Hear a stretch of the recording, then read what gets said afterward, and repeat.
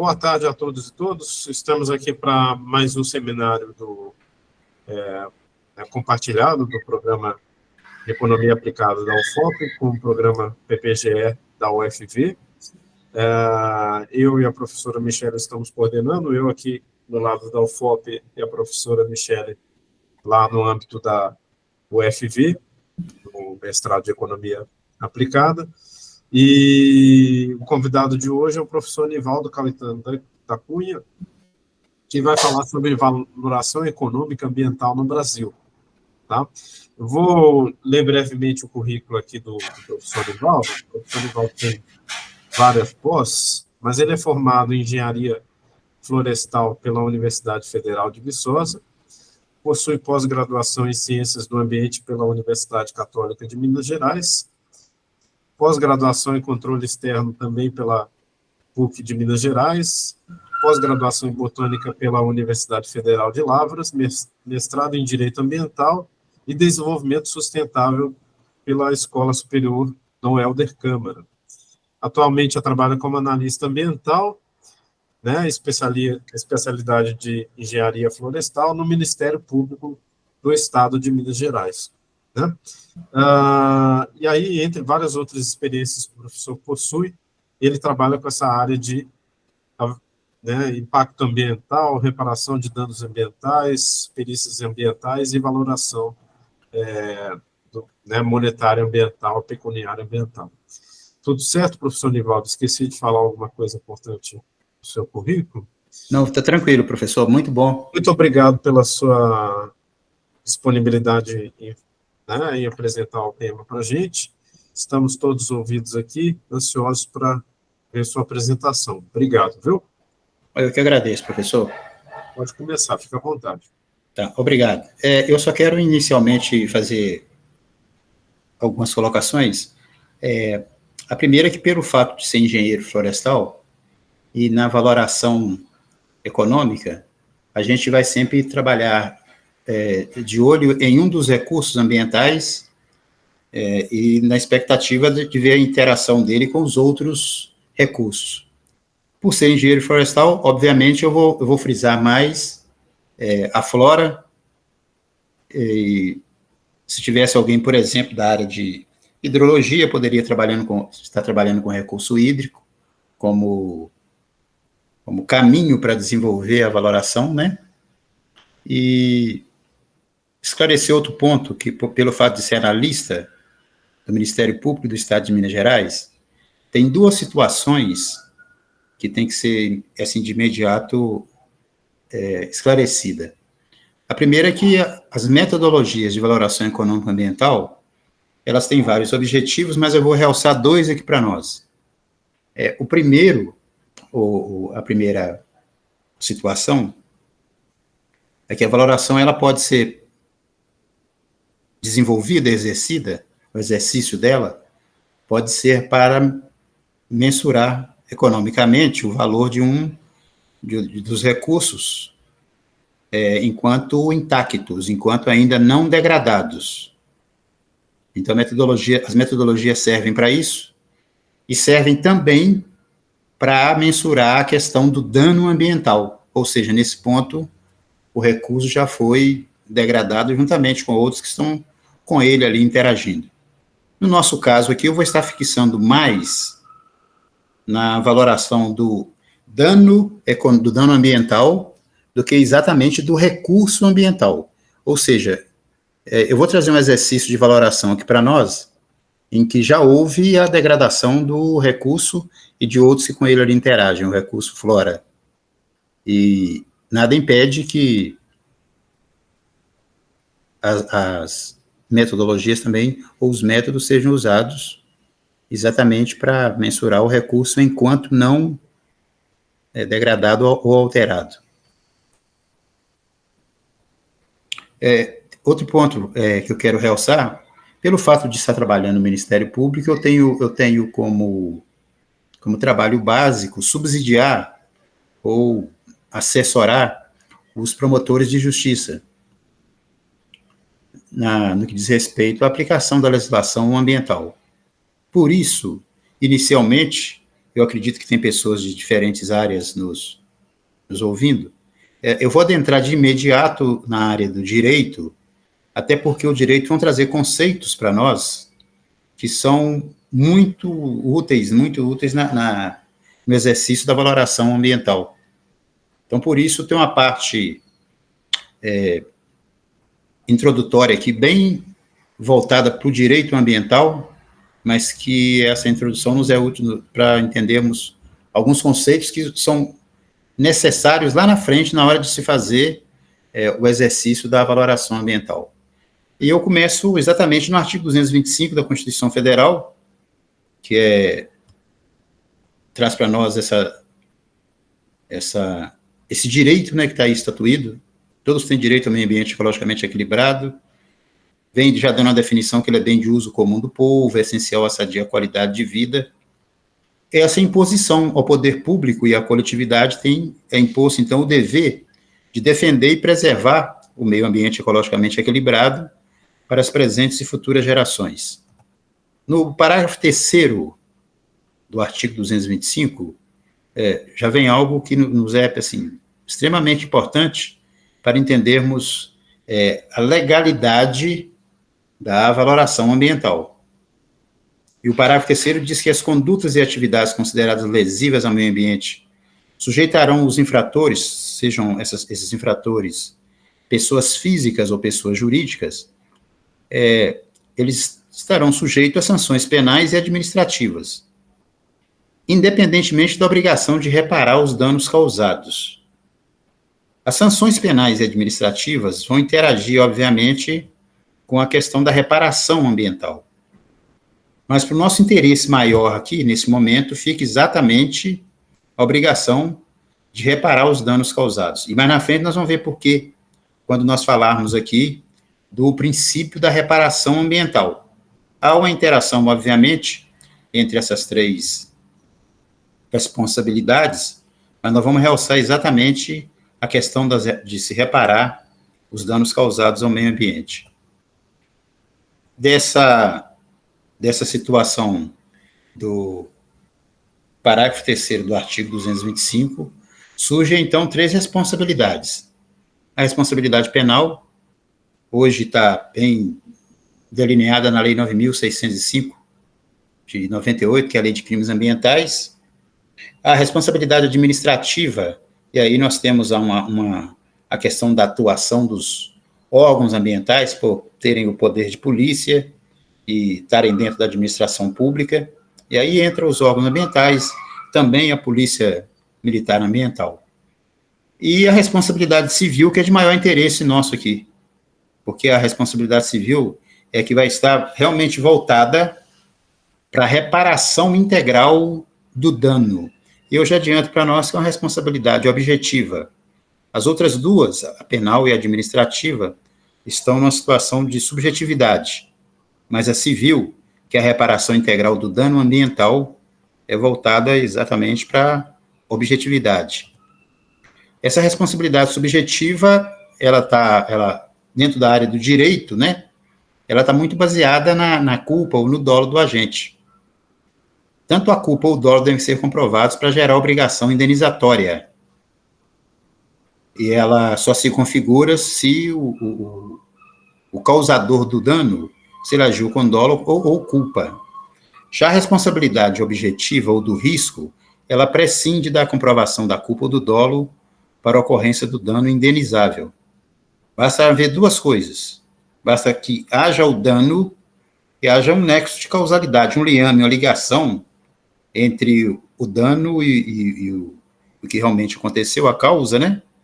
Para justificar a responsabilidade civil do agente. Daí essa diferença de uma ser subjetiva, por estar bem voltada para a pessoa, para o agente causador, e a objetiva está mais voltada para a questão realmente do ambiente, o que aconteceu com ele. Das duas, a de maior interesse para nós aqui também é a responsabilidade objetiva. Então, a responsabilidade civil, ela está voltada para a reparação integral do dano. E aí entra o princípio do direito ambiental do poluidor-pagador. Em outras palavras, ou bem resumido, diz que quem polui deve arcar com as despesas que seu ato produzir, e não, como querem alguns, que quem paga pode poluir. Dois princípios, ou duas situações do princípio do poluidor-pagador, muito importantes para a valoração ambiental. O primeiro dos objetivos é internalizar no preço as externalidades produzidas. O professor Victor, ao se dirigir à professora Michele, disse que a professora Michele é da área da economia. Eu posso ouvi-la, professora? Isso, sou da economia. Em Viçosa, né? Isso. Tá, eu estou me dirigindo à sua pessoa porque, melhor do que eu, né? A externalidade é muito trabalhada na sua área, na economia, né? Uhum, exato. Ok. Então, mas ela... Então, esse ponto-chave aí do princípio do poluidor-pagador e a expressão externalidade vem muito da sua área para nós, né? E tem essa preocupação, então, que é internalizar no preço as externalidades produzidas, o que se denomina o custo ambiental. Tal expressão se traduz na imposição ao sujeito causador do problema ambiental em sustentar financeiramente a diminuição ou afastamento do dano. Uma situação bem resumida. Professora Michele, se posteriormente quiser acrescentar alguma coisa, fica bem à vontade, tá bom, professora? Corrigir, certo. Alterar, tá ok? Uhum, bom, tá certinho. Obrigado. O segundo ponto o segundo ponto que a gente traz aqui do princípio poluidor-pagador, é que ele visa impedir exatamente que os prejuízos decorrentes das atividades ou dos produtos prejudiciais ao meio ambiente, que esses prejuízos sejam sociabilizados, ou seja, que a sociedade acabe pagando por aquilo que alguém, ou seja, pessoa física ou jurídica, expressamente cometeu, expressamente fez, né? Que a situação realmente seja custeada por aquele que causou o dano.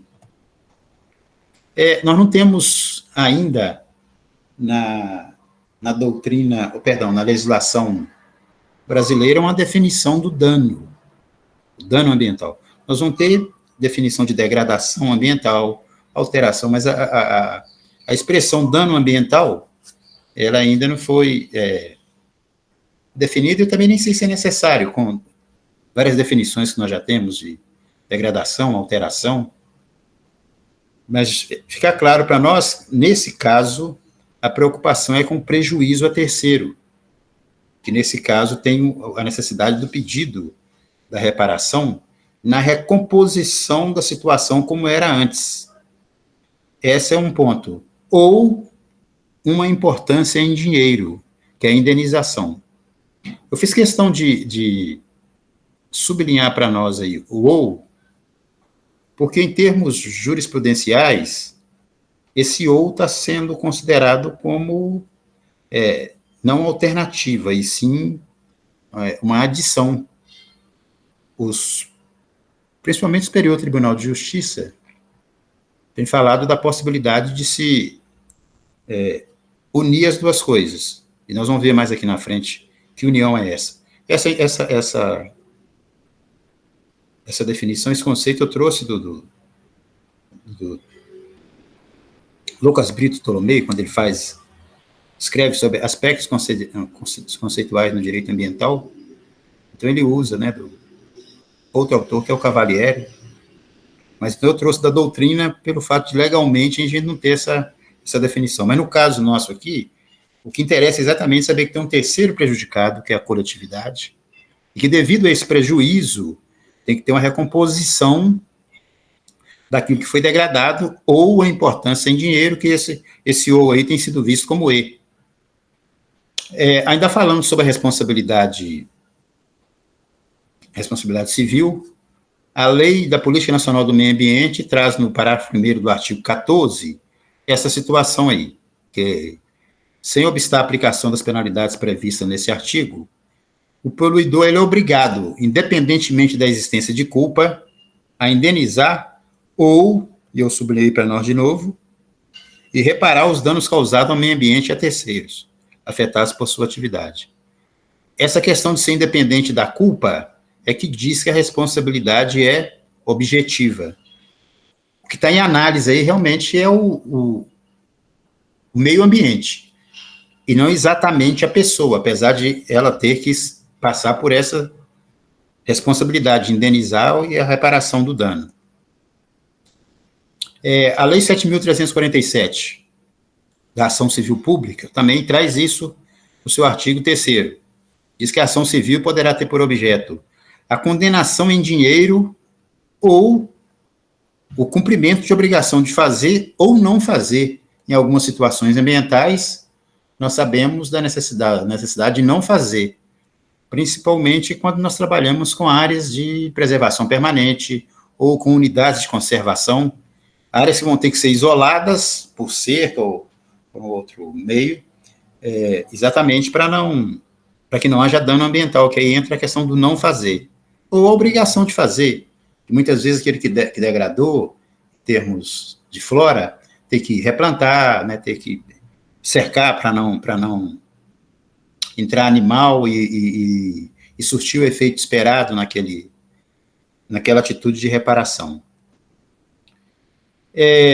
Aqui é só para mostrar, bem rapidamente, uma situação do antes e do depois, uma área que foi degradada e, posteriormente, está sendo recuperada, e aí tem um antes e o depois. Muito bem. Falando, então, sobre o princípio da reparação ambiental, legalmente, nós temos aprendido que o princípio, ele é gênero. E esse gênero comporta, então, 4 espécies: a restauração, a recuperação, a compensação ambiental e a indenização, que é essa compensação financeira. Então, isso tem sido colocado juridicamente para nós. Reparação integral é gênero. Esse gênero compõe-se de 4 espécies. E esses conceitos são muito importantes para nós na questão da valoração ambiental. Falando sobre as espécies, então, da reparação. Legalmente, a lei do SNUC, né, do Sistema Nacional de Unidade de Conservação da Natureza, a lei 9.985, de julho de 2000, traz para nós, então, já a definição, conceitos, né, de restauração e recuperação, para a gente ver como que uma espécie vai diferir da outra. Restaurar. Aí tem-se a luta para restituir um ecossistema ou uma população silvestre degradada, eu sublinho para nós de novo, o mais próximo possível da sua condição original. E nós temos uma dificuldade muito grande, em se tratando de meio ambiente, para conseguir a restauração. Nós podemos pensar, nesse caso, no aspecto ou no trabalho de restauração do patrimônio histórico, né? O patrimônio religioso, que o artista está trabalhando na tentativa de colocar o objeto o mais próximo possível do que ele era antigamente. Aí preocupa com a cor da tinta, com os detalhes, né? E essa também é a situação nossa no meio ambiente quando se trata de restauração. E já adianto para nós que nós temos uma dificuldade muito grande com a restauração. O que mais ocorre é a recuperação, porque aí a restituição de um ecossistema ou uma população silvestre degradada a uma condição não degradada. Essa condição não degradada, ela pode ser diferente da condição original. É a situação do substituto por equivalente in situ, ou seja, se eu quero restaurar, e aí eu vou pensar nas espécies florestais, uma área que foi degradada, eu vou ter que pensar ou trabalhar o máximo para ver quais espécies vegetais que foram dali retiradas. Vai ter que fazer um levantamento no entorno, né, se ficaram remanescentes, como que pode replantar ou reproduzir aquelas espécies para serem colocadas ali, tentar aproximar o máximo possível tanto em qualidade quanto quantidade, para que seja deveras restaurado. o que não acontece no caso da recuperação, que eu posso ir no mercado comprar N espécies, muitas vezes muito menos espécies do que aquelas que ali estavam, e replantar e fazer com que tenha, então, essa substituição por um equivalente. Adiantando, a compensação ambiental, ela ocorre quando uma área é degradada e quem degradou vai ter que ceder ou, de alguma forma, determinar outra área para compensar aquela que foi degradada. Isso acontece muito hoje nos estudos de impacto ambientais, quando as empresas, né, vão trabalhar em alguma área, mineração, por exemplo, e a área vai ser degradada e vai demandar um longo período para que termine-se de minerar aquela área, e os órgãos ambientais trabalham com a empresa, então, no sentido dela doar uma outra área, obviamente, dentro da mesma bacia hidrográfica, para substituir aquela que, então, ela está degradando. Essa é a compensação ambiental. E tem a indenização, ou a compensação pecuniária. A indenização é uma forma indireta de reparação do dano ambiental, mas ela também é uma das espécies da reparação ambiental. Ela é baseada nas perdas ambientais que ocorrem devido a duas coisas. Primeiro, o lapso temporal. Esse lapso temporal é muito importante para nós no exercício da valoração ambiental. E, como eu mencionei antes, a dificuldade da restauração ambiental, que, como eu disse, é diferente da recuperação, que não me exige estar tão preocupado com a situação como era anteriormente. Já adianto, no caso de vegetação florestal, que quando há uma área desmatada e é feita uma destoca, os tocos também são arrancados, aí dificulta muito mais ainda a restauração. Agora, quando corta-se a vegetação e não se faz a destoca, há a possibilidade de ter uma rebrota e aquela vegetação voltar realmente com a identidade muito grande à anterior. Mas se há a destoca, se há o arranquio de raízes, se no entorno onde foi feito o desmatamento não tiver um número significativo de espécies que possam arremessar semente na área para tentar voltar ao status quo ante, deveras fica muito difícil a restauração ambiental.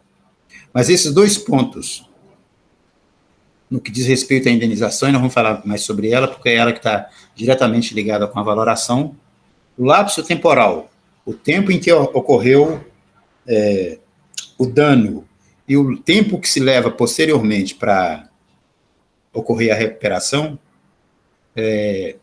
são dois pontos que nós precisamos trabalhar com muito carinho no exercício da valoração ambiental. Ainda lançando mão do que a legislação nos tem trazido, esse decreto saiu juntamente com a lei nova, né, a lei florestal atual, ele é de 17 de outubro de 2012, a lei é de maio de 2012, né? Ele traz essas duas definições aí para nós. O que é uma área degradada e o que é uma área alterada. A área degradada é realmente quando ela perde a capacidade de regeneração natural. E a área alterada, ela mantém a capacidade de regeneração natural. E aí, eu volto aqui no slide anterior para falar dessa dificuldade da restauração e qual a relação dela com a questão da regeneração natural. Porque se ela mantém a capacidade de regeneração natural, obviamente nós vamos ter uma possibilidade enorme de restauração. Mas se ela foi realmente degradada e perdeu a capacidade de se regenerar naturalmente, obviamente nós vamos ter muito mais dificuldade com a restauração. Quando eu iniciei, eu disse de dois objetivos da valoração ambiental. Tem outros objetivos, mas eu trouxe esses dois aqui para nós. Um é valorar a biodiversidade. Nesse caso aí, vai valorar o recurso ambiental. Ele está lá intacto, não foi degradado, não foi alterado, mas ele pode e deve ser valorado economicamente hoje. Com essas finalidades que aí estão, para as políticas públicas, para o comércio internacional versus conservação ambiental. Qual uma das dificuldades para valorar a biodiversidade? É o alto grau de subjetividade. É a complexidade que envolve essa valoração da biodiversidade. Vou lançar a mão, mais uma vez, da professora Michele, por causa da econometria, que a gente sabe que é bem da sua área, e, né? E aí, professora, os vieses que nós encontramos, porque no caso de se valorar a biodiversidade, eu vou falar aqui mais na frente dos métodos, e tem um chamado que é o de valoração contingente. E esse método, que é o que nos dá maior de condição para chegar a um resultado mais satisfatório,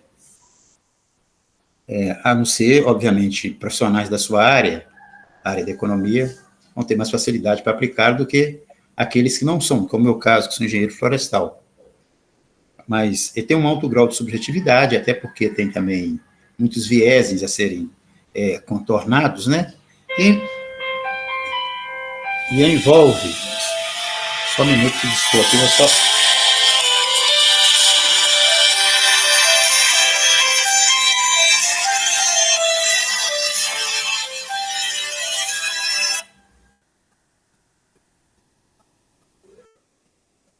Eu falo contigo depois, que eu estou no seminário, depois eu falo contigo, tá bom? Até já, tchau.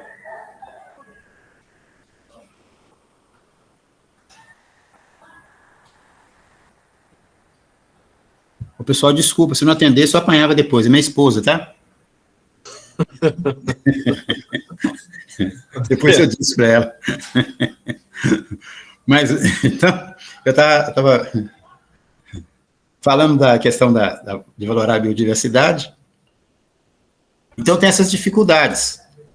Quem é da área da economia, obviamente, vai ter mais facilidade do que quem não é da área, por causa da econometria, que é muito utilizada na valoração da biodiversidade. Vai valorar o recurso intacto.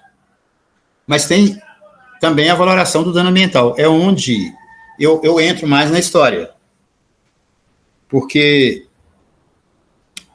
eu já vou trabalhar, eu digo eu, mas os meus companheiros também do Ministério Público estão lá no setor de meio ambiente. Então, nós somos 17 profissionais com áreas diferentes, né? E temos que estar valorando dano ambiental para atender às demandas dos promotores de justiça. Mas tem essas finalidades, aí são as demandas judiciais, que é a ação civil pública, um termo de ajustamento de conduta, e entra também a questão da conservação ambiental. As necessidades legais, tem uma necessidade legal de clareza, de objetividade e de tempo também, né? Porque valorar a biodiversidade vai demandar um tempo significativo aí de, né? Dificilmente menos que 4, 6 meses de trabalho, para que se faça um trabalho satisfatório. O que não é o nosso caso, né? Judicialmente precisa-se de um laudo nosso com uma certa rapidez. Muitas vezes é coisa de semana. Uma semana a gente apresentar para o promotor um laudo tal, por causa disso. Então, essa valoração do dano, a gente trabalha com com a simplificação das metodologias utilizadas para a valoração da biodiversidade. Valorando a biodiversidade, as metodologias são concebidas para empreendimentos de longo prazo. É um exercício geralmente demorado, de custo elevado. A valoração do dano são simplificações, que são feitas nas metodologias de valoração da biodiversidade. Tem a necessidade de cautela na utilização das metodologias. Pretende-se que o processo não seja demorado e nem custoso, mas que também seja devidamente convincente para não gerar um princípio também do direito, que é a questão da insegurança jurídica, né?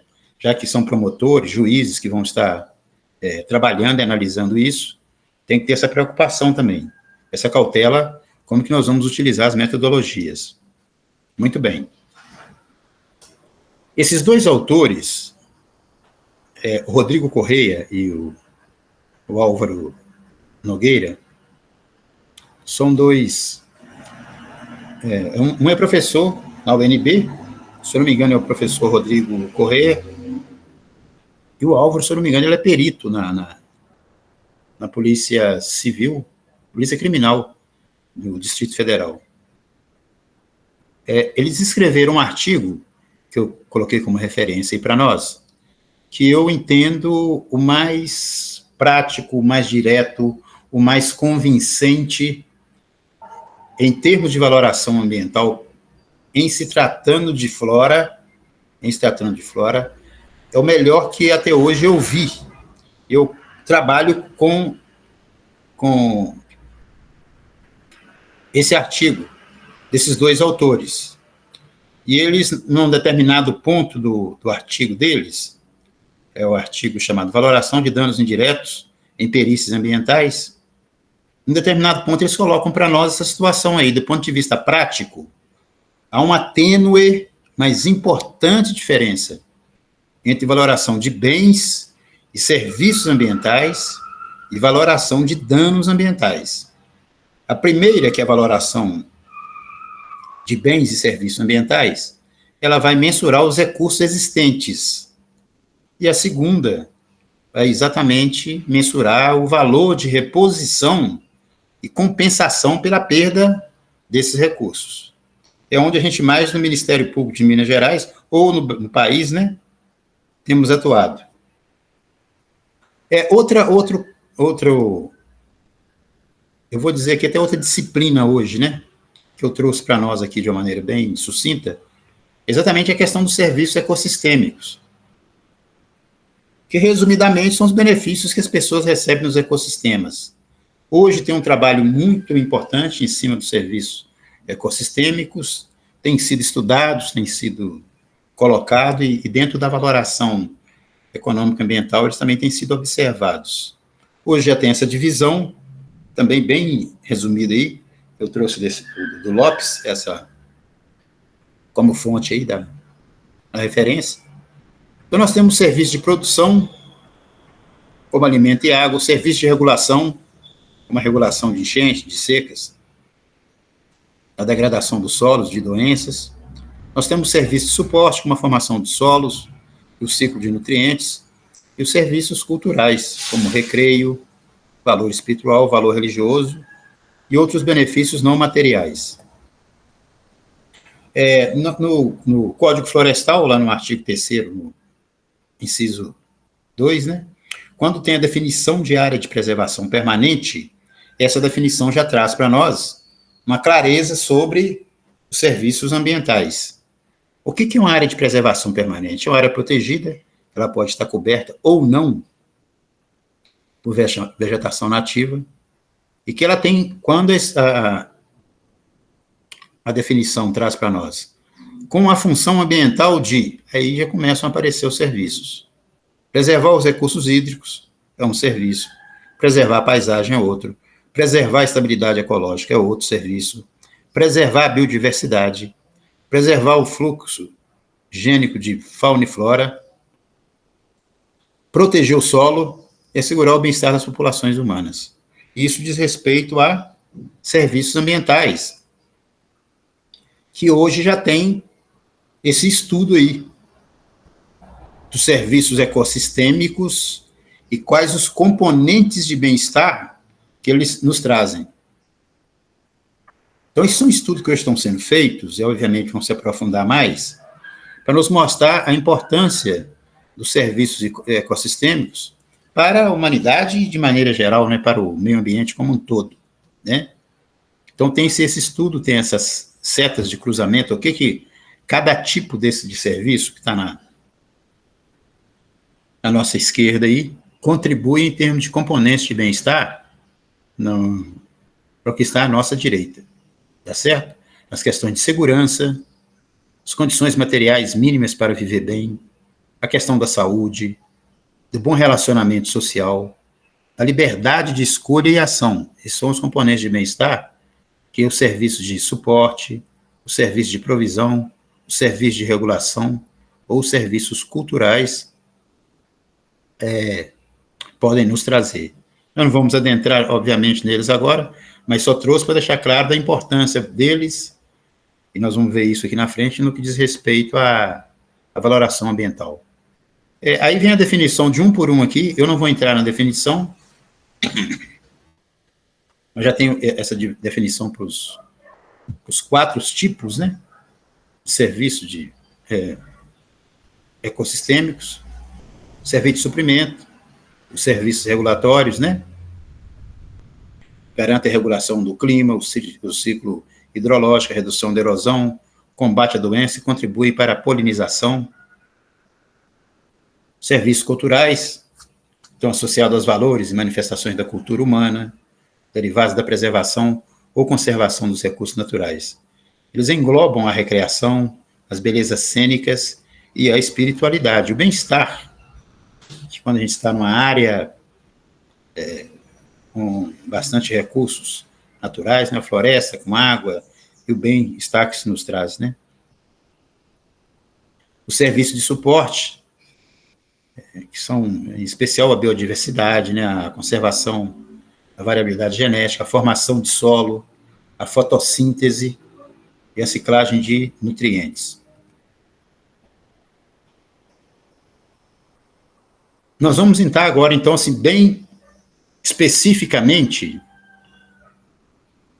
na valoração ambiental, ainda lançando mão de conceitos jurídicos.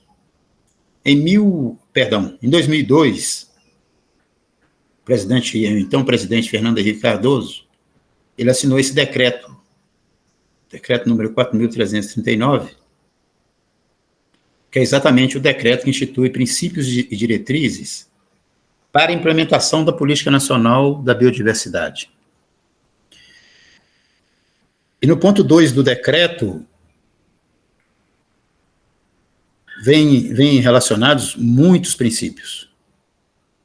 Dos vários, eu tiro esses 2 aqui para o nosso entendimento da valoração ambiental. A internalização dos custos ambientais, que eu já mencionei lá atrás, quando nós estávamos falando com a professora Michele sobre a externalidade, né? Então, a Política Nacional da Biodiversidade já traz isso para nós, a internalização dos custos ambientais e a utilização de instrumentos econômicos será promovida tendo em conta o princípio de que o poluidor-pagador, deverá, em princípio, suportar o custo da poluição com devido respeito pelo interesse público e sem distorcer o comércio e os investimentos internacionais. E esse inciso de número 14, que traz para nós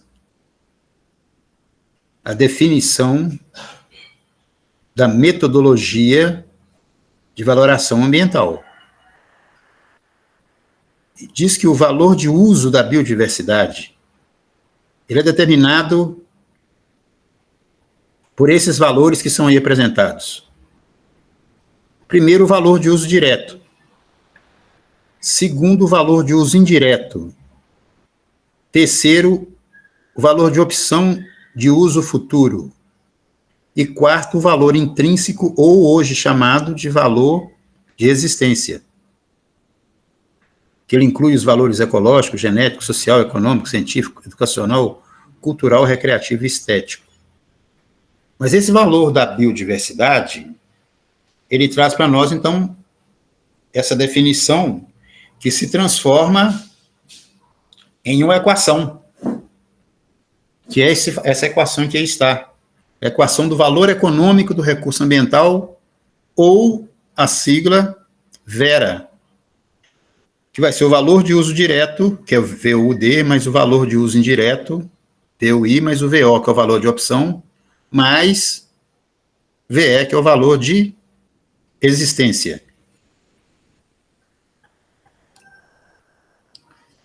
Todo o trabalho de valoração todos os métodos de valoração são para tentar preencher essa equação. Como encontrar, ou como encontrar, em termos numéricos, né, monetariamente, essas quatro parcelas que compõem essa equação aí. Então, essa equação é o ponto-chave para que a gente se valore, tanto em termos de biodiversidade, quanto em termos de dano ambiental. Se eu não me engano, é a doutora Joana Barcelos, de Brasília, que ela tem a tese de doutorado dela é muito rica nesse ponto, porque ela acaba nos mostrando o que antecedeu essa equação do Vera, né, os trabalhos que foram desenvolvidos para se chegar a ela. E hoje ela ainda é muito discutida, exatamente por causa da dificuldade de se encontrar esses 4 valores aí. Mas hoje é o que nós temos a trabalharmos com os métodos existentes para se fechar os valores dessa equação. Então, tem um valor de uso direto, que é o valor referente a bens e serviços ambientais apropriados diretamente da exploração do recurso e consumido no presente. Aí nós temos o extrativismo madeireiro, o não madeireiro, nós temos o ecoturismo. Mas são valores que nós já estamos familiarizados com eles, né? No meu caso, por exemplo, que sou engenheiro florestal, se eu quiser saber o valor de uso direto de uma área que foi desmatada, eu consegui mensurar a quantidade de madeira que foi tirada dali e o preço dela no mercado, eu já tenho o valor de uso direto. Então, o valor de uso direto nós já temos hoje no mercado para praticamente todos os recursos. Então, é mais fácil. À medida que nós caminhamos do valor de uso direto para o valor de existência, nós vamos tendo dificuldade em encontrar parâmetros para valorar, para encontrar o valor monetário dessas parcelas. O valor de uso indireto já diz respeito a bens muito mais voltados exatamente para os serviços ambientais. E são gerados através de funções ecossistêmicas apropriados e consumidos no presente. Por exemplo, a estocagem de carbono, né? Hoje é muito discutido também a questão do carbono, né? O preço dele no mercado, a proteção do solo, a manutenção do ciclo hidrológico, encontrar um valor monetário para darmos preço para os serviços ambientais. O valor de opção, e quando eu disse que a equação é discutível, é por causa disso, porque é um valor que eu particularmente tenho ponderado sobre ele e me perguntado se na área florestal, dentro dessa equação, se ele realmente é necessário. Porque ele se refere a bens e serviços ambientais de uso diretos e indiretos. Ele engloba tanto o valor de uso direto quanto direto, que vão ser apropriados e consumidos no futuro.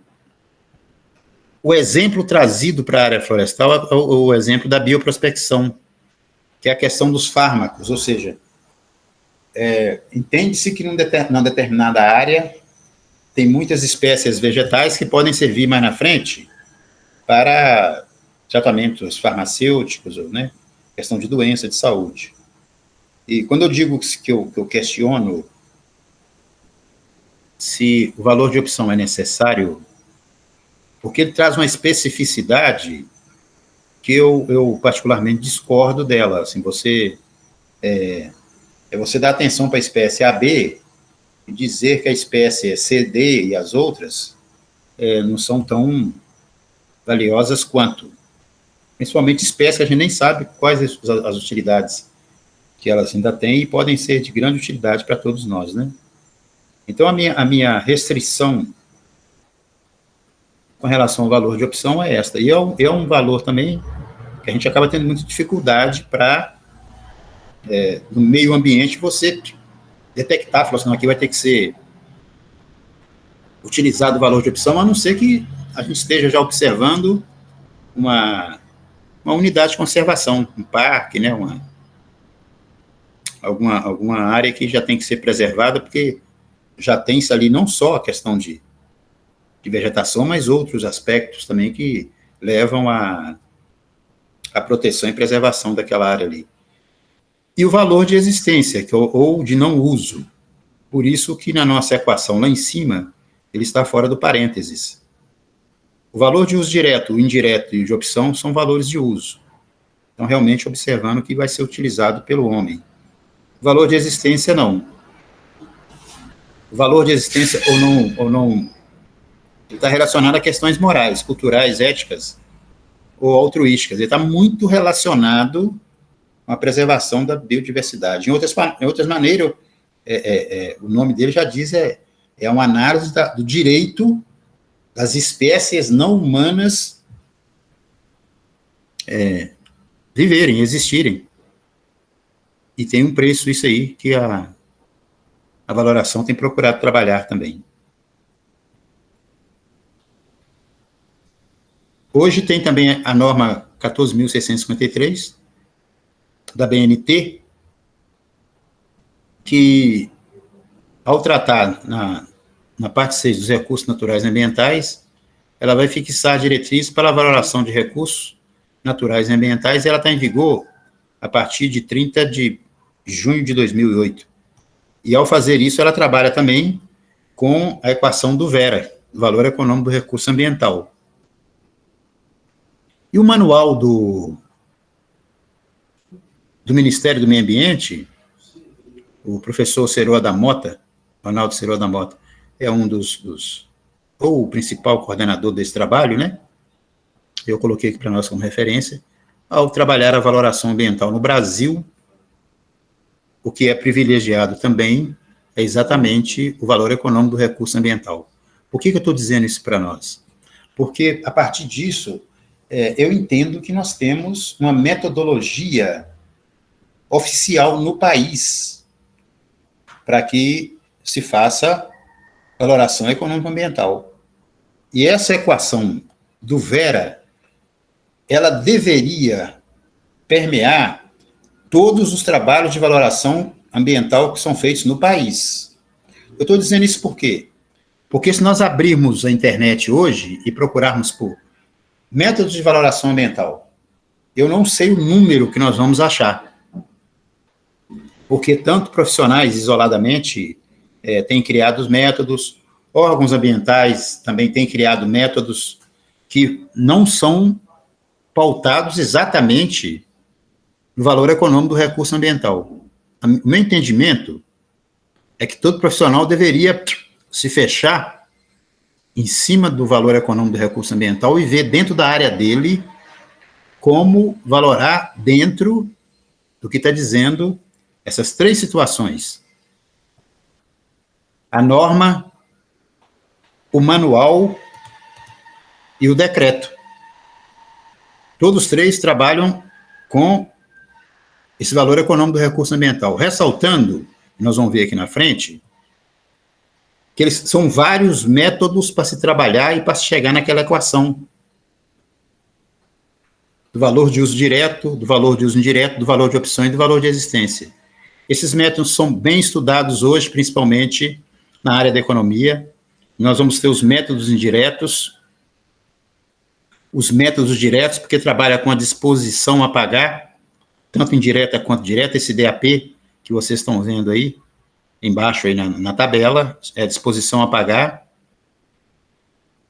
que direta, tanto direta quanto indireta. Eu não vou entrar em detalhes aqui em um por um dos métodos, até porque eles são muito utilizados na valoração da biodiversidade. Os métodos indiretos, nós os usamos com uma certa frequência para a valoração do dano ambiental. Então, principalmente o de custo de reposição, que vocês estão vendo na tabela aí, mais ou menos no meio da coluna que está aí, mercado de bens substitutos, e custo de reposição é um dos mais utilizados. Qual a deficiência do método? Ou desses métodos indiretos, incluindo o custo de viagem, que é método direto? é que das 4 parcelas da fórmula do Vera, nós vamos conseguir estimar somente 2. O valor de uso direto e o valor de uso indireto. Olhem na tabela o que está preenchido aí, que ela traz essa noção para nós, tá certo? Os preços hedônicos, que é outro método, já vai nos dar a condição de estimar o valor de uso direto, o valor de uso indireto e o valor de opção. E a avaliação contingente dos métodos aí relacionados é o único que vai nos dar condição de estimar as 4 parcelas da equação. Nós vamos conseguir estimar o valor de uso direto, o valor de uso indireto, o valor de opção e o valor de existência. Com todas as dificuldades que eu disse anteriormente, que o trabalho traz para que se chegue nas 4 parcelas através do método de avaliação contingente. Como que nós vamos avaliar o grau de validade ou a escolha do método? Vai depender de quê? Primeiro... Nivaldo, só preocupado um pouquinho, desculpa a interrupção, Pois não. Um pouquinho de tempo aqui, só para calcular aqui o quanto ainda falta da apresentação, só para a gente ficar no limite. Já deu 40 minutos agora, né? Geralmente é entre 40 e 50 minutos, às vezes 1 hora, né? Você acha que falta muito ainda? Como é que dá para... Até 6 horas da tarde nós já terminamos, professor. Até 6 horas? Tá doido aqui. Mas, eu tô brincando. Eu vou acelerar aqui. Mas dá para acelerar um pouquinho, mas se acelerar um pouquinho... Essa parte aí ficou bem interessante. Eu acho que esse levantamento aí dos vários métodos e como ele se relaciona com o Vera, acho que é bem interessante por essa parte também. Ok. Mas só para a gente chegar, né, já começando um pouquinho de atraso, chegar no limite aqui do tempo do seminário. Tá, eu vou acelerar aqui, tá bom, professor? Estou brincando. Muito bem. Indo avante, o grau de validade ou a escolha do método daquele ali, de um desses métodos para a gente trabalhar.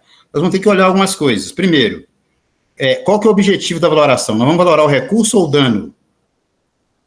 Ou seja, nós vamos valorar a biodiversidade ou o dano ambiental? Essa é uma situação do objetivo.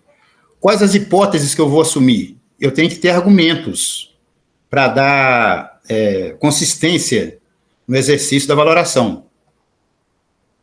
Nós vamos ficar dependentes da disponibilidade de dados. Nós podemos buscar na bibliografia, numa vistoria em campo, né? Mas nós temos que ter dados disponíveis para que a gente faça a valoração. E uma coisa muito importante, que é o outro ponto, é o conhecimento da dinâmica ecológica do objeto que está sendo valorado. Eu trouxe como exemplo para nós a flora.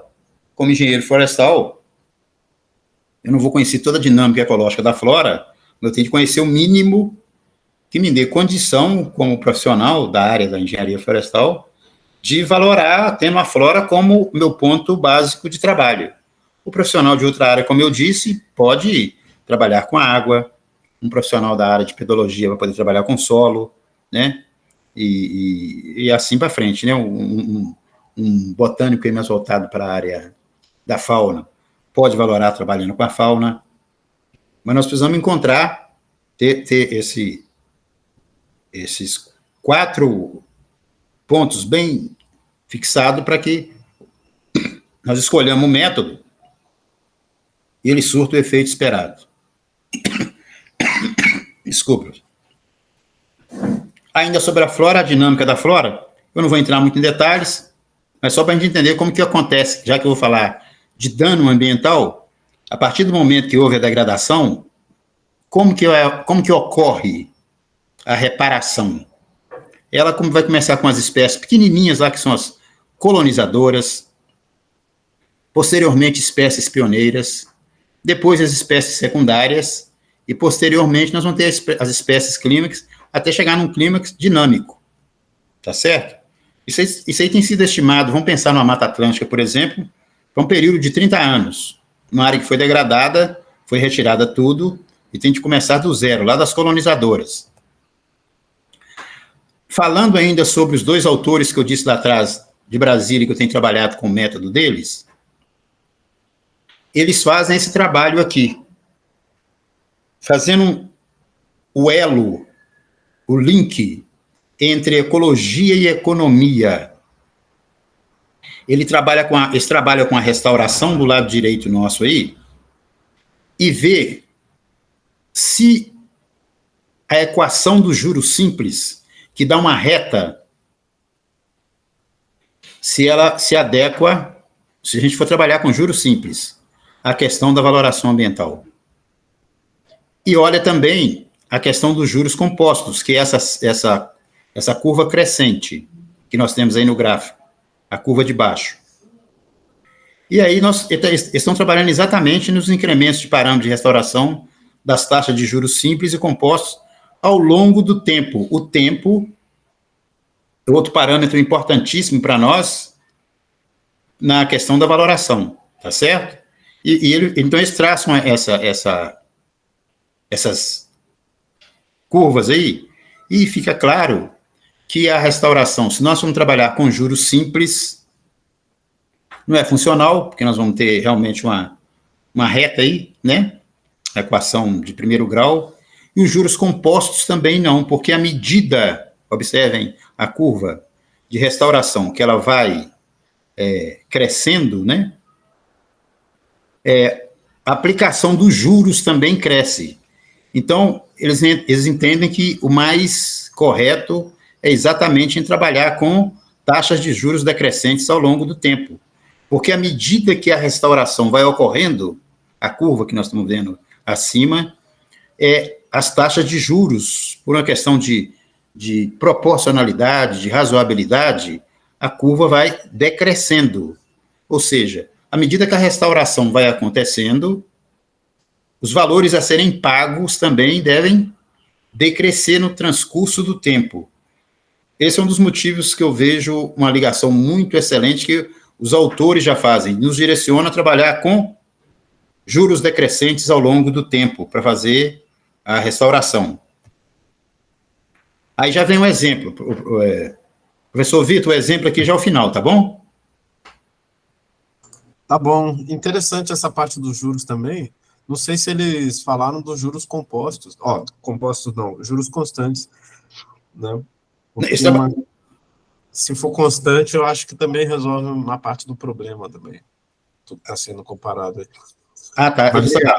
Ok, eles trabalharam com juros simples, que é esse que eu trouxe para nós de volta aí, e os compostos. O juros simples vai ser a reta. Sim. Eles estão trabalhando uma composição da valoração aí, né, por juros. Justo. E nos recomenda trabalhar com juros, taxas de juros decrescentes ao longo do tempo, exatamente para ter razoabilidade e proporcionalidade naquilo que está sendo proposto. Se está acontecendo a restauração, obviamente quem está pagando, né, deve pagar menos no decurso do tempo. Sim, e isso tem a ver com o retorno marginal ali da recuperação, da restauração também. Ok, isso mesmo. Não falei muito detalhe sobre o mas realmente tem um dos métodos lá daquela tabela, né, que é o primeiro lá, o método da produtividade marginal, que ela procura trabalhar isso também. Primeiro lá em cima. Muito bem. Aí eles trazem um exercício para nós, eles trazem dois, eu trouxe só um aqui, por causa do nosso tempo. Mas o que acontece? Acontece extração ilegal de bem mineral em uma área de pastagem, isso é muito importante também saber, no meu caso, se é uma situação de árvore, situação arbórea, ou se é vegetação mais rasteira. Mas trabalhou-se lá e foram degradados, né? 64 hectares, quem trabalhou lá, empresa, né, teve uma renda aí de 3 milhões. O custo de reposição da pastagem, ele foi orçado para 64 hectares, em 76.800, ou seja, R$ 1.200 aí por hectare. O tempo para a recuperação das funções ambientais, e nós estamos pensando exatamente nos serviços ambientais, que é a cobertura da vegetal da superfície exposta para infiltração de água, esse tempo é estimado em 4 anos. e considerando os custos envolvidos em uma taxa de juros constitucional de 12% ao ano, que em forma unitária vai ser 0,12. Com esses dados, aí eles trazem para nós essa fórmula aí. O V-dano qual que é o valor do dano? O que vai acontecer? Então, eles formam uma equação simples, que é CR mais CP, ou seja, o CR é custo de reposição da restauração. Esse CR deles corresponde ao valor de uso direto, que é o VUD, lá da equação do Vera, e o CP, que é custo das perdas de ecossistemas provisórias, que são os danos indiretos, vai ser o VUI, o valor de uso indireto, lá do Vera. E como que eu vou calcular o custo das perdas de ecossistemas provisórias? Usando a taxa de juro, tá certo? Vai ser o somatório do custo de reposição multiplicado por 1 sobre 1 mais a taxa elevada ao tempo. Eu vou fazer bem rapidamente aqui, porque eles trazem esse quadro para nós, ó. No caso acima exemplificado, o custo de reposição dos 64 hectares vai ser de 76.800. O tempo varia de 1 a 4 anos, como segue. Então, é feito esse trabalho aí, de 4 anos, a taxa anual inicial de 12% ao ano, né? Com esse 12%, nós voltamos aqui na taxa, na fórmula do CP, que é somatório do custo de reposição, que multiplica a taxa dividido por 1 mais a taxa elevado a T, e nós calculamos essas taxas anuais, com aquela fórmula lá. O custo de reposição se mantém o tempo todo na nossa tabela, e nós vamos multiplicando, então, anualmente, já que são 4 anos, né? É o 0,12 vezes 76.800, o 0,10, 71,43 vezes 76.800, o 0,09, 56,63 vezes 76.800, vão dando os resultados da nossa direita, que é o subtotal. Quando a gente soma esse subtotal, eu tenho, então, o valor de CP, né, das perdas ecossistêmicas, no valor de 31.351. É a soma da nossa tabela da direita, ok? O que nós fazemos, então? Nós voltamos na fórmula de cima, que o valor do dano é CR mais CP, e somamos os dois. 76.800 mais 31.350 vai dar exatamente esse valor do dano aí de R$ 108.151,30. Nós calculamos, então, o valor de uso direto e o valor de uso indireto. Podemos calcular também o valor de existência. Como que nós trabalhamos com isso? Nós trabalhamos com o valor da terra nua, que vai dar uma resposta para nós em reais por hectare.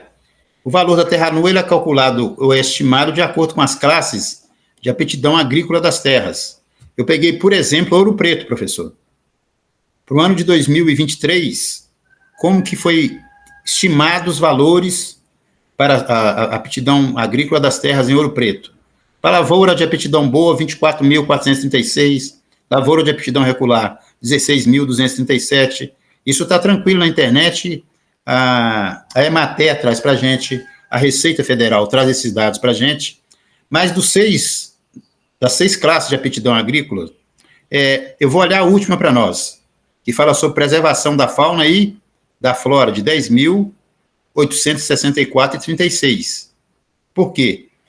Porque das aptidões agrícolas, a que tem mais relação com o valor de existência é exatamente a que diz respeito à preservação da fauna e da flora.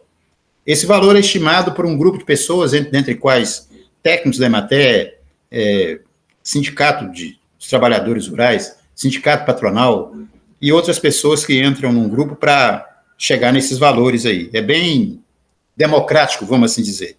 E nós acabamos tendo um valor de mercado aí para as classes de aptidões agrícolas da terra. Muito bem.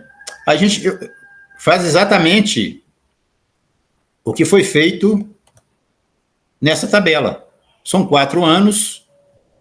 Então, com 4 anos, quando nós pegamos preservação da fauna e da flora de 10.864,36 e multiplicamos por 64 hectares que foram danificados, nós chegamos no valor de 695.319,04. Mesma coisa. Aplico as taxas e vou achar a tabela do lado direito, que está aí com 83.438 até os 59.389,98. Somo as 4 parcelas, chego no montante de 283.843,14, que vai ser, então, o valor de existência para aquela área que foi ali degradada. Aí eu vou somar aos 108.151,30 que nós já olhamos lá atrás e vamos chegar no montante de 391.994,44 Ou seja, das 4 parcelas, nós conseguimos estimar 3 com esses dados e não conseguimos, aí eu digo novamente, trazer para nós aqui o valor de opção. Mas dos 4, 3 nós trouxemos. Obviamente, entende-se que a nossa valoração ela está subestimada, por estar faltando exatamente o cálculo do valor de existência. Professor Vitor, é isso aí. Obrigado. Obrigado, professor. Terminou a apresentação, então, né? Terminou. Obrigado. Eu acho que eu passo para as perguntas aqui. Obrigado pela apresentação. Bem interessante o tema. Eu acho que, para nós economistas, foi ficando mais interessante para o final, né, que entrou um pouco mais nessa questão dos valores e das técnicas de valoração. Temos uma pergunta aqui do Leonardo. Eu tenho uma pergunta também para se fazer, na verdade, várias. Acho que o Reinaldo também. Eu não sei qual que eu apresento. Acho que eu vou apresentar a do Leonardo, que ele mandou desde o início, e depois eu faço uma minha e abro a fila para demais perguntas. O Reinaldo levantou a mão também, né? O Reinaldo também está trabalhando aqui numa dissertação sobre a valoração ambiental da Serra do Rola Mursa, né? E o professor Nivaldo está orientando. Bom, o Leonardo coloca assim: gostaria de saber se existe algum planejamento para planos de restauração urbana. Muitas prefeituras fazem doação de mudas de espécie não nativas da região. E, além disso, né, são 2 perguntas em uma, ele gostaria de saber se existem planos para valorizar créditos de carbono de regiões reflorestadas com espécies nativas em relação às áreas reflorestadas com eucaliptos. Está aí no chat, ele escreveu a dúvida aí para a gente, tá? Entendi. Acho que eu vou na ordem, se quiser responder essa primeiro, professor, depois eu passo para a minha dúvida e depois da do Reinaldo. Ok, professor. Leonardo, né, que questionou, professor? Sim. No que diz respeito às prefeituras, aí eu confesso que eu vou ter dificuldade para responder. Perguntou se há algum plano da prefeitura, não é isso? Para restauração, acho que ele está falando um pouco dessa, como é que fala, arborização urbana, né, e da mata urbana que às vezes precisa também, e Belo Horizonte mesmo só tem feito diminuir, né? Isso não tem aumentado muito em Belo Horizonte, eu acho que em outras cidades pelo Brasil afora. Aproveito também, professor, se você quiser parar a apresentação, tá na janela aí, ó. Tá vendo um pop-up aí que apareceu, parar a apresentação? Aí eu acho que a tela volta ao normal aqui, fica mais fácil. Ok. Nada. Eu acho que ele está perguntando sobre isso, sobre essa restauração urbana que às vezes é realizada ou pelo menos levantada, né? Se ele ainda estiver aqui, tiver o microfone aberto, quiser esclarecer mais, fica à vontade também. Né? É isso mesmo, professor. É mais na questão urbana mesmo.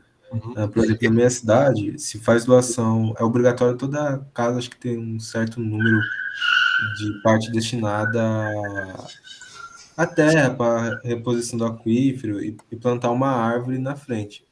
E a maioria das doações de árvores não são nativas. São árvores mais do Sudeste Asiático, que é resedar, e tem muita amora, tem outras plantas do Sudeste Asiático que eles doam. Eu penso, Leonardo, que eu suponho que é suposição mesmo, tomara que eu esteja enganado, que nenhuma prefeitura tenha olhado isso. A sua pergunta eu entendi agora. Se ela está mais, eu vou falar aqui o que eu disse durante a palestra, está mais voltada para restauração ou está voltado simplesmente para recuperação. Então, eu penso que a questão é muito mais de recuperação do que de restauração, ou seja, trabalhar com espécies nativas para que ou se dê o devido valor, né, a devida atenção às espécies nativas. Nada contra espécies exóticas, né, no sentido de que têm sido muito úteis para nós também, principalmente em termos econômicos, né? Mas em termos de arborização, nós poderíamos, como país, dar realmente um privilégio para as nossas espécies, né? E é o que eu disse quando estava falando da recuperação, ela é muito mais utilizada do que a restauração. A restauração é mais trabalhosa, né? Então acaba... Não sei se alguma prefeitura estaria atenta a isso. Até porque em determinadas regiões nossas... Você é de onde, Leonardo? Do interior do estado de São Paulo. Do interior do estado de São Paulo. Eu não vou saber te dizer, mas tem muitas espécies exóticas que se dão muito bem em determinados locais do nosso país, né? Aí acaba se privilegiando essas espécies, porque vão crescer com maior rapidez, vão formar sombra ou quaisquer outros interesses com maior rapidez do que algumas espécies nativas. Então, isso acontece muito, entendeu? A sua outra pergunta é sobre crédito de carbono, não é isso? Isso. O crédito de carbono, ele tem sido, sim, muito trabalhado. Até porque ele tem entrado muito no exercício de valoração. O professor Cyril da Mota, pode dizer. É que eu acho que ele até colocou uma questão a mais aí, o crédito de carbono com reflorestamento nativo ou aquele reflorestamento, né, que você explicou, a restauração e reflorestamento, seria meio que se existe uma diferença no crédito de carbono, levando isso em conta, né? Não, aí eu não sei dizer exatamente, porque hoje, dentro da engenharia florestal, já é possível mensurar o estoque de carbono em uma determinada área. Mas ainda não sei te dizer se já teve essa comparação entre as espécies nativas e as espécies não nativas. Você está me chamando a atenção para algo que eu até vou olhar, porque, por exemplo, o eucalipto é muito plantado em nosso país, né? E nós sabemos que ele não é nativo, mas é muitíssimo utilizado e, obviamente, ele vai ter um peso na questão dos créditos de carbono. Mas a gente vai ver se o plantio feito com espécies nativas vai ser melhor mensurado, vai ter uma avaliação maior ou melhor do que as espécies exóticas, as espécies de fora.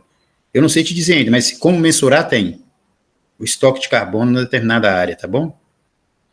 Você me chamou a atenção para eu tentar, em termos bibliográficos, verificar se essa comparação já existe, ok? Eu acho que é interessante também, né? Obrigado. Pode falar aí, Leonardo. Pode concluir, se quiser. Achei interessante as perguntas. Pode falar, Leonardo, por favor. Só estava agradecendo, professor. Obrigado. Por nada. Nós que agradecemos as perguntas.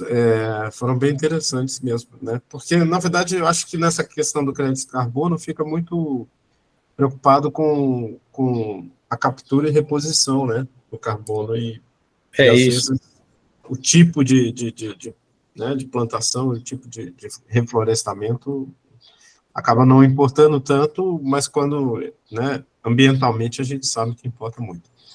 Correto. Eu vou passar a dúvida do Reinaldo, depois, se por conta do tempo, né, e depois, se tiver algum tempo, eu faço a minha também, que está mais relacionado com aquela parte dos juros, né? Ok. Que eu achei bem interessante aquilo ali também, porque para essas questões de valoração ambiental é super importante utilizar essa valoração dos juros correta, né, de longo prazo. Reinaldo, tá aí? Você quer fazer a pergunta pelo microfone? Sim. Bom, Nivaldo, parabéns pela apresentação, né? Muito bacana. Muito Obrigado, Reinaldo.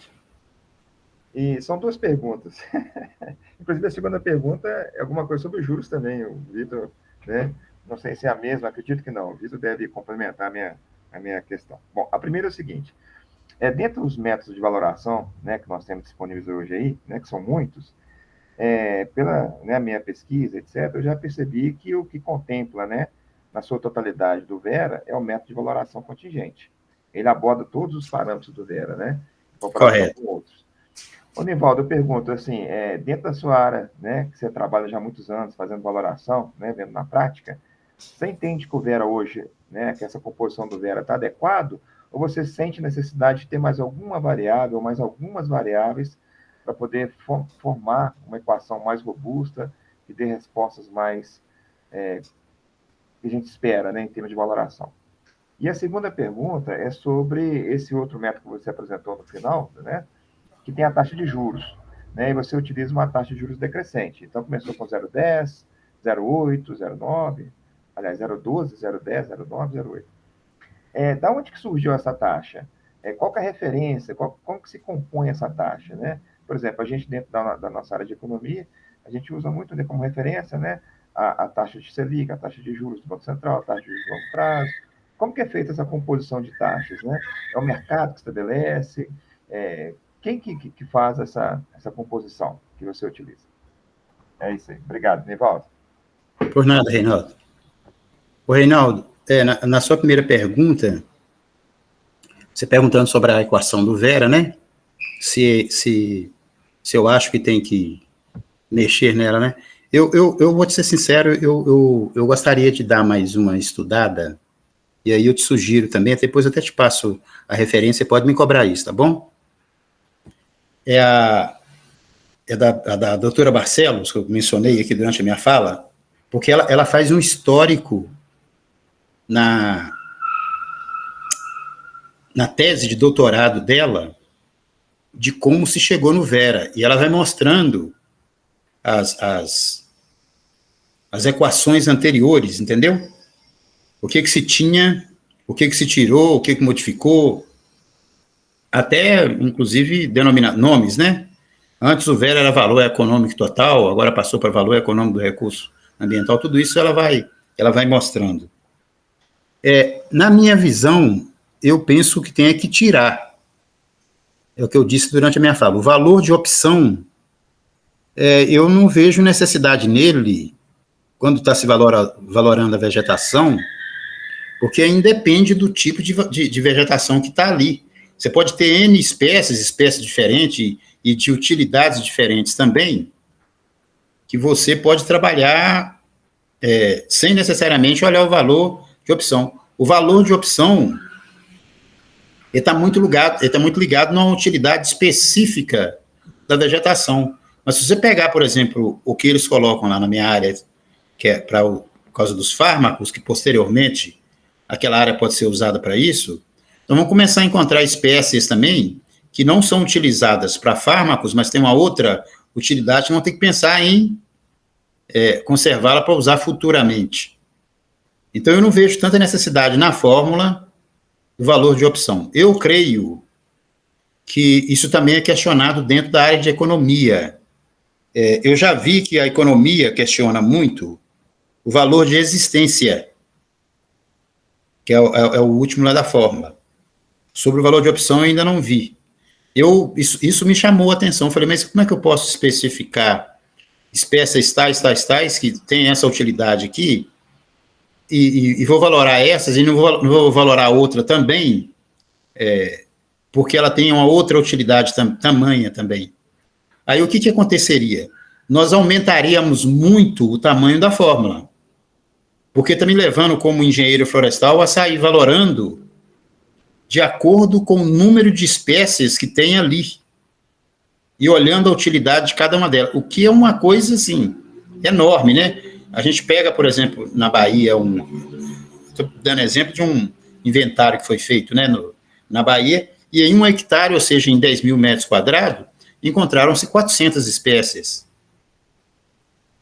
Em outras palavras, eu vou diminuir isso aí para 200 espécies, nós teremos que estar com uma fórmula no mínimo de 200 fatores, você entendeu? Eu teria que ir calculando para cada uma delas ali, né? Eu poderia taxar valor zero, essa aqui não vale nada, quer dizer, como que eu vou falar que uma espécie não vale nada na natureza? Não dá para eu falar isso também. Então, eu penso que na fórmula, se é para mexer, é retirar o valor de opção.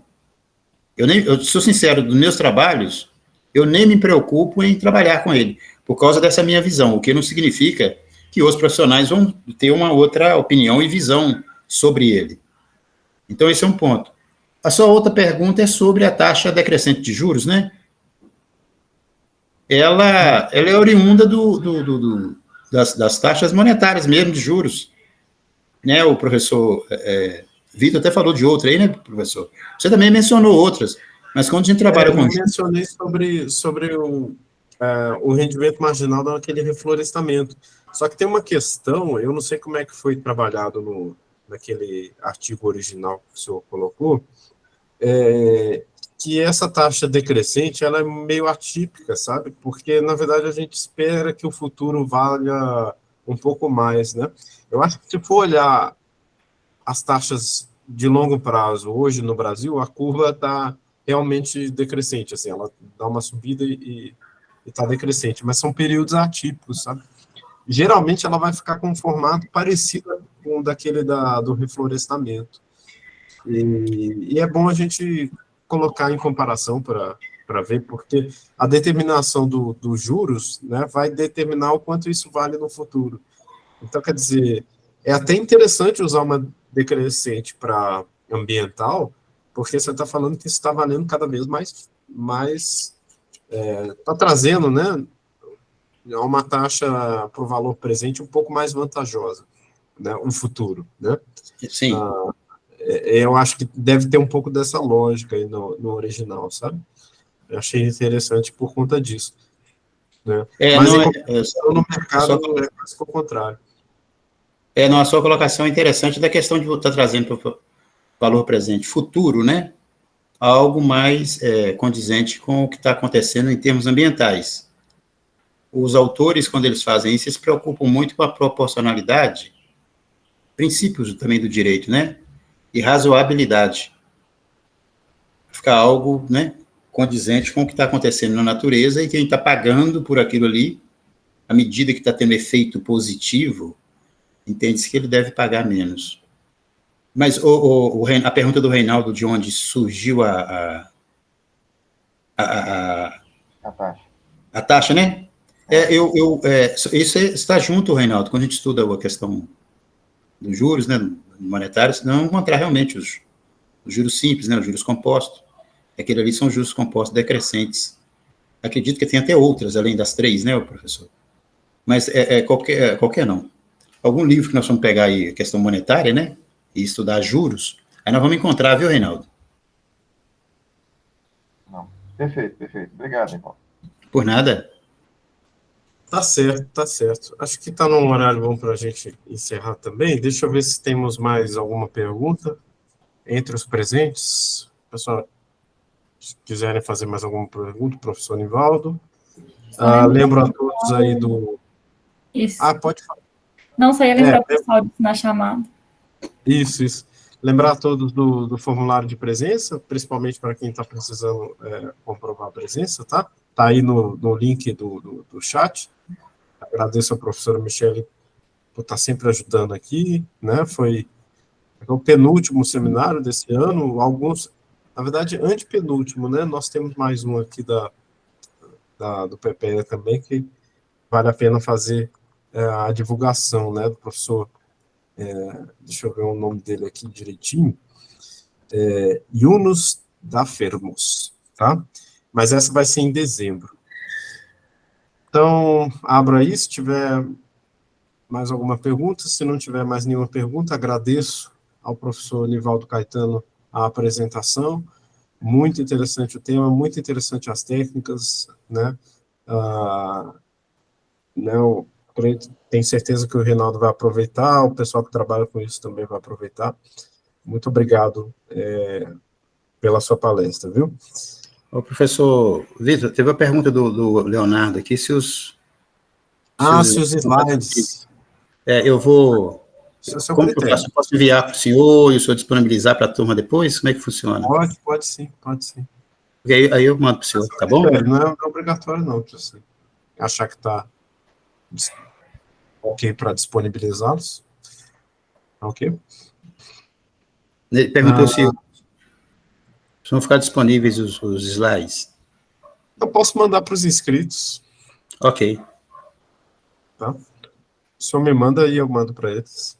ok, sem problemas. A Então, tá professora Michelle ainda está presente? Estou Acho que ainda sim, tá. eu me volto. Muito quente aí, professora? Você está em Viçosa? Estou, tá abafado. Passei 5 anos de frio aí, por isso eu estou perguntando, professora. Nossa. Agora só tá quente, o mundo está ficando muito quente, né? Está. Né? Então tá certo. Está ficando muito quente, porque nós estamos precisando valorar, sabe, professor Vitor? Pois é. Então, a gente teve vários, esses seminários, tivemos vários sobre a temática, né? Tanto ambiental quanto Climática. voltado para a agricultura, né? Que também tem um impacto ambiental bem grande. Então, Desmatamento. foi bem legal, desmatamento, Foi bem legal aqui o ciclo de seminários, ficou bem temático, assim.